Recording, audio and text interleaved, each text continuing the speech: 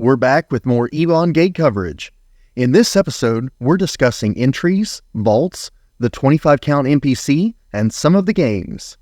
Entries from the store are required to play certain games on the EG grounds.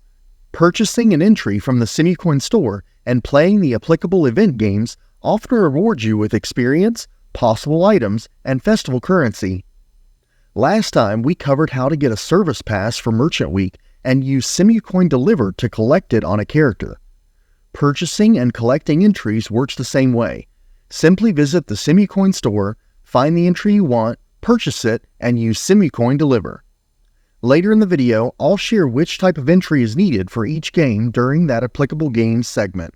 At the recent major events, Duskroon and Ebon Gate, there has been a vault of some sort available for sale on the SimuCoin Store. This often includes 2 25 count entries to play the games and some other useful items.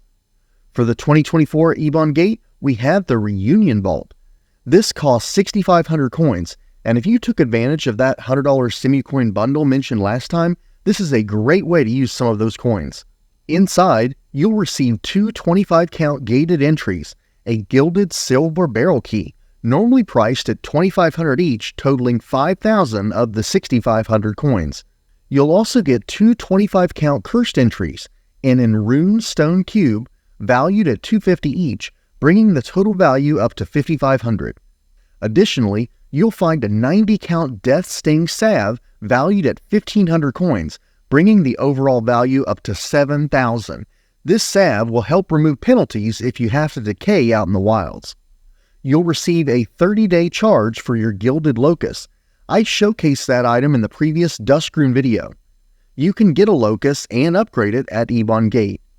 Lich users can use Go To Locus on the EG grounds, which corresponds to Lich Room 34822 or real room number 8084689. You'll get a unique keepsake too, the Lantern of the Ferryman. There is an official lore document on the wiki, and that link will be in the description. This is a wrought iron lantern that, once completed, can be placed at your feet and will move on spindled legs alongside its owner.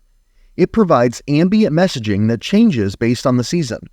There are 4 specific holidays with unique messaging: Cholin's Eve, Zelia's Warning, Festival of Oleni, and Eve of Reunion. You can cast a fire spell on the lantern to light it. It does require 4 panes, and you'll receive 1 pane in the vault itself. The Discord resources indicate that you can obtain additional panes from games or just by visiting the Ebon Gate pane pile located in Lich Room 31737 or Real Room ID 8083320. The cost to pull a pane is 100 shards. If you don't like the pane you receive, any merchant who feels comfortable may be able to customize it for you according to the analyze. For specific information on how the panes are created, there's a pinned message in the Ebon Gate announcing the Reunion Vault thread on Discord. If you do not want the lantern, you can just break it before you complete it to receive an account-attuned RPA orb. The last item in the vault is a must-have, a Death Certificate, which grants you a 50% boost to experience absorption for 30 days upon activation. Some things to remember: when you buy a vault, make sure to analyze it to know when it expires. After you redeem your vault, analyze the certificate to determine its expiration. You must redeem that certificate before it expires or it will be forfeit. Even if you wait until just before the expiration to redeem it, you'll still receive the full 30 days. The vaults and certificates are only 1 per character per event, and the certificates will not stack. So if you have one active from a past festival like Duskroon, it must wear off before you can redeem the Ebon Gate one. Typing EXP will show a message like, "You are currently enlightened, earning 50% base experience until date and time." You can be on Luminous and have an RPA orb active while being enlightened, and if you time it right with the start of Luminous, the start of the orb, and your enlightenment, you could tick up to 200 plus experience. Even more with using max logic enhansives while you're resting. The 50% bonus takes the place of your login reward boost experience in the grand scheme of things, so don't use that particular boost while you have a festival boost active.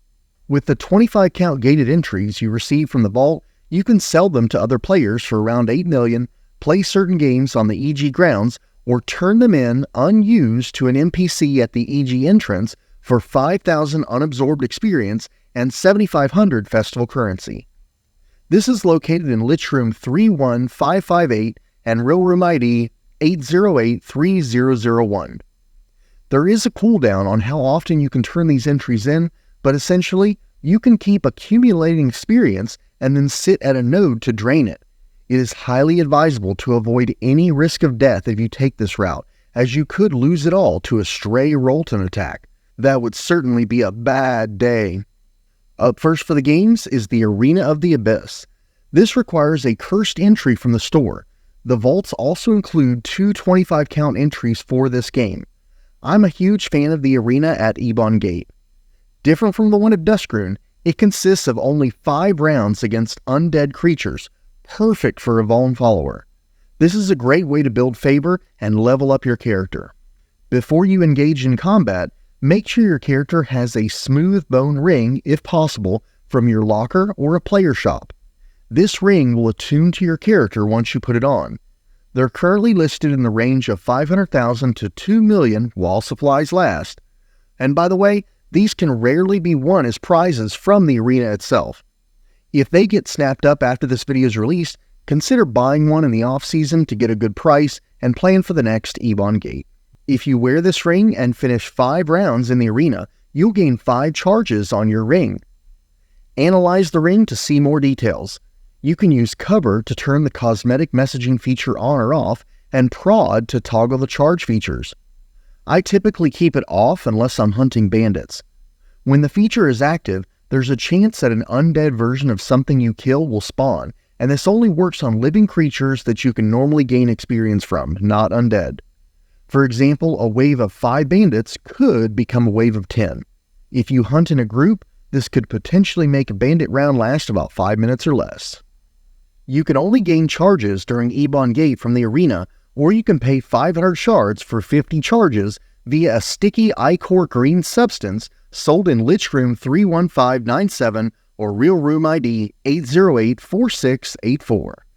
That's essentially 500,000 silver for 50 charges. If you don't have time for the arena, you could use currency to stock up.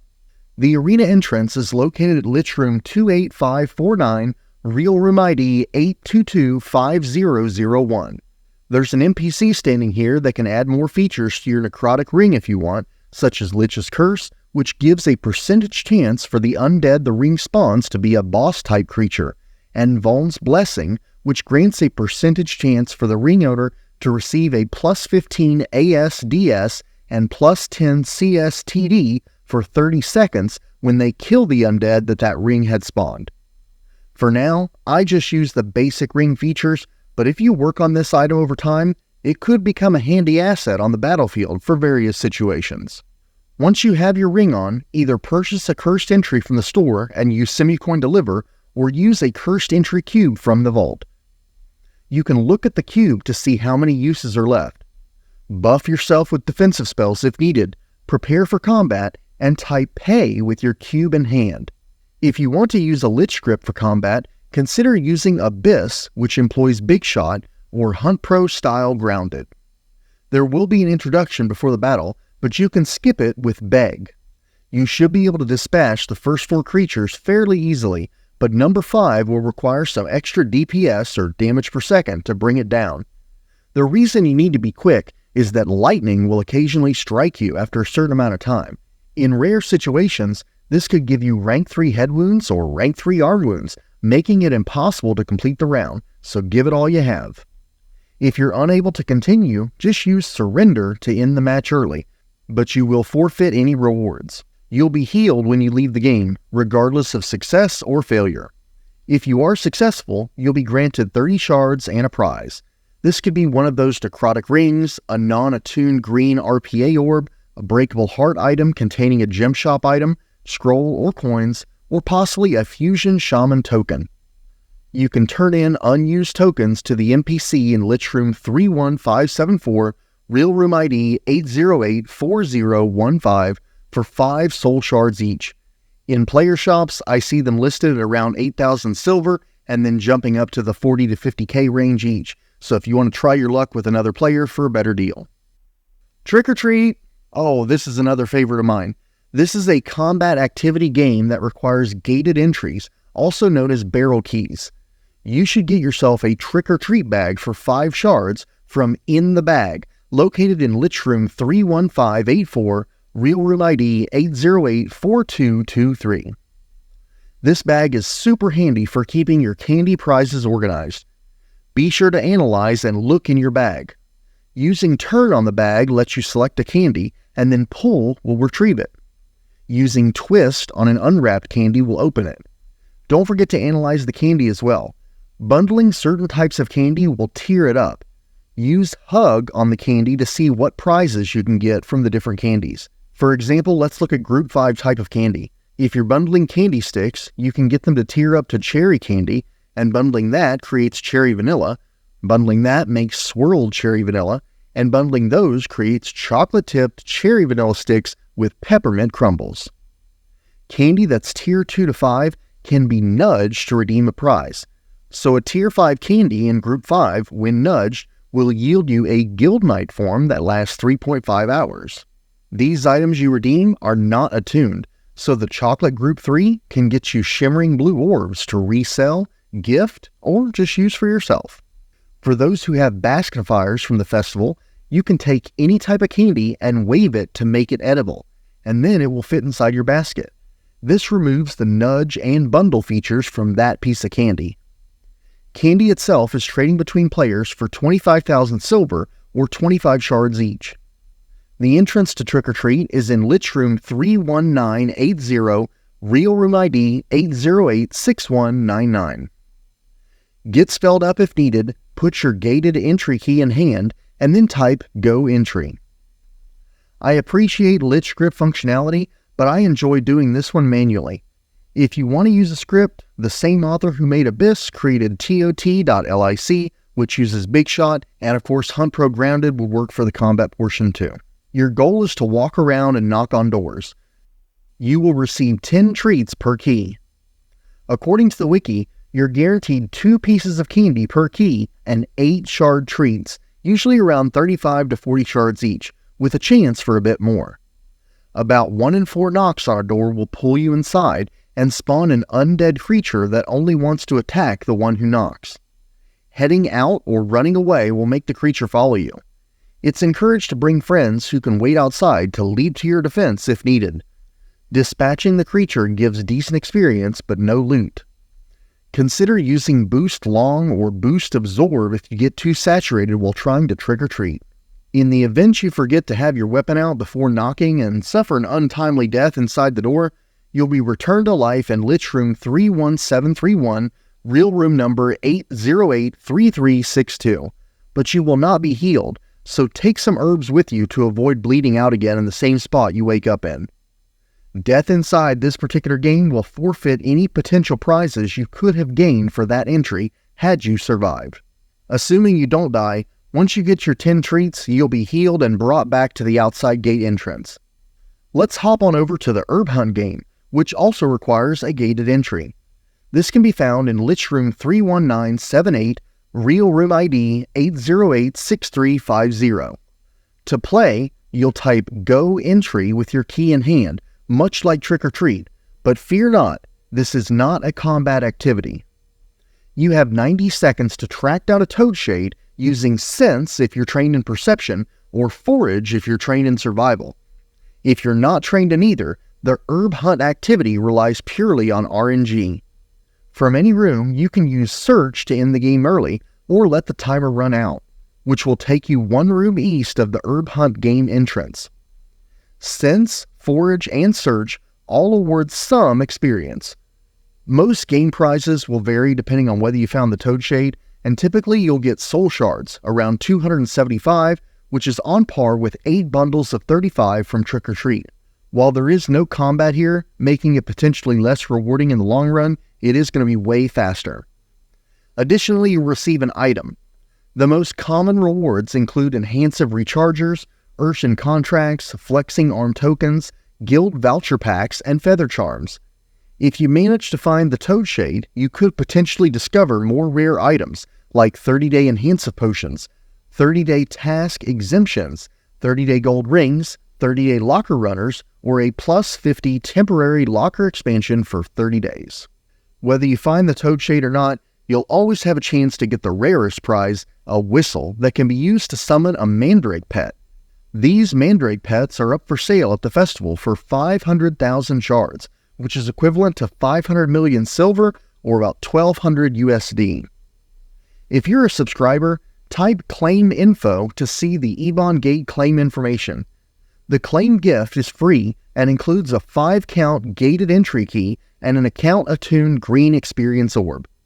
The claim event costs 7.5 million silver and includes a 25-count gated entry and an account-attuned blue experience orb. This claim window lasts until October 31st with 1 claim per subscribing account. Are there any pumpkin or gourd decorating artists out there looking to win some keys and cubes? Well, there's a decorating carving contest happening right now. To enter, submit a picture featuring your Discord username alongside a decorated or carved pumpkin or gourd. Your username should be visible on a sticky note, piece of paper, or some type of physical object in the photo. Voting will consider originality and creativity judged by game masters and staff, as well as popularity by players using the Scream Goat emoji on a 3-point scale for first, second, and third place. Make sure to include your Discord username and authenticate your account via the Discord command in-game. Failing to do so will lead to automatic disqualification. If you're not on the server when winners are announced, you will forfeit your prize as well. The submission deadline is October 27, 2024 at midnight Eastern, with winners revealed on October 29th.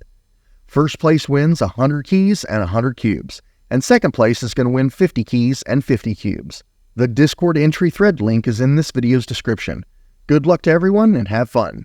I'll have another Ebon Gate video for you relatively soon after this one, highlighting the new Undergrowth game, Sonriva changes, fishing, and some miscellaneous festival features to wrap up this year's coverage. Plus, separately, there will be that spoiler video showing some of Varara's quest. Until then.